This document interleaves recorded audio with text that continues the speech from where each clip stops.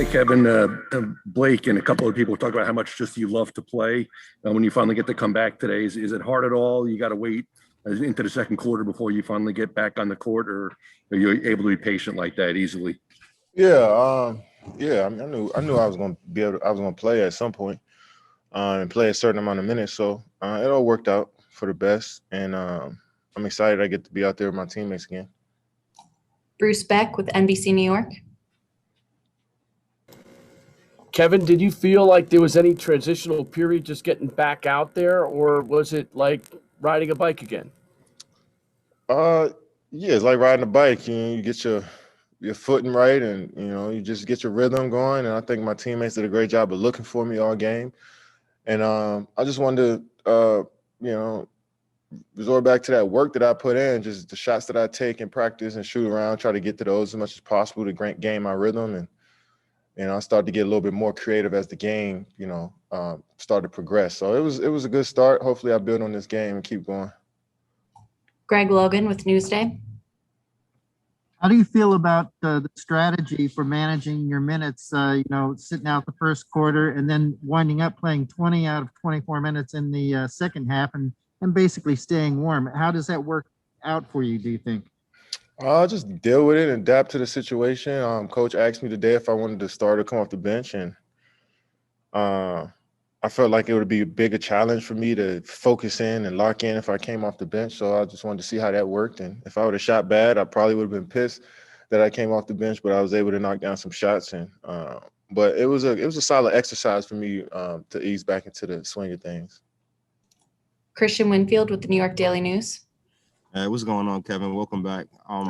The Suns are second in the West, and I think they just beat the Bucks not too long ago, and then also beat the Sixers. Do you look at this type of game as kind of a measuring stick for where you guys are and where you guys need to go, or is it just another game under your belt? Just another game. I think they look at us as a measuring stick too. They're fresh on the scene as an elite team, so this is pretty new to them.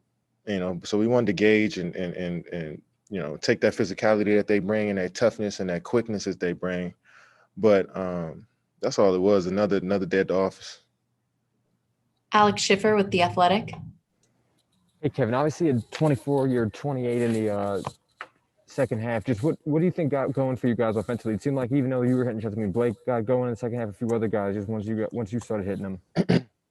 I felt like the whole first half we were down like 12 shots. Like they had more shots than us the whole first half, and I think we cut that down in the second half. By not turning the ball over, not taking quick shots. So we, early on, even if we made a shot, they were pushing it out for the break, and they got easy layups and 3-pointers because we're not focused. So I think we just kept the ball in our hands, made good shots, made good reads, and was able to get back into it. Dana Jacobson with CBS News. Hi, Kevin. I'm going to take you away from today's game just a little bit. Curious about a program you guys have had going on all season with Jean-Michel Basquiat and the uniforms you've had, the court, what you knew about him maybe before the program or learned, and then what you think of using a sports arena to introduce an artist like him to people. Yeah, he was a very impactful artist, and a lot of, had a lot of fans throughout his day, and I think it's honor for us to represent him and his family and where he comes from through our jerseys and on our court. And a lot of guys say they want to try a white jersey next year, the Basquiat jersey. So it's a part of who we are. And Biggie, Basquiat, Jay-Z, those guys like that, artists like that, really are in our DNA as a team and as an organization and as a city. So it feels good to represent a guy like that. Had you known of him before? Yeah, for sure. Obviously huge fans, read, knew his story, try to look for some of his art. It's hard to get, but it's good that we can represent him in some way and have our own little art piece on our jerseys as well. Thank you. Appreciate it. All right. Steve Lichtenstein with WFAN. Kevin, first of all, good luck at the Oscars tonight. I want to ask about Blake Griffin and what you are seeing from him and how he's impacted the team. Well, his IQ is through the roof. He knows how to play the game of basketball on both levels. Both sides of the floor and on all three levels on offense, in the paint, can knock down that floater in the mid-range and can make threes now. So we just need Blake to continue to be aggressive to score the basketball and make plays and tonight was one of those nights, and he's getting comfortable each and every game. Last question, Matt Brooks with Nets Daily. Hey, Kevin, just curious about the pick and roll defense tonight. I felt like you guys were switching a little bit more just to sort of take away those mid-range shots for Chris Paul and Devin Booker. Just curious if that was the process and what you felt like that did for you guys.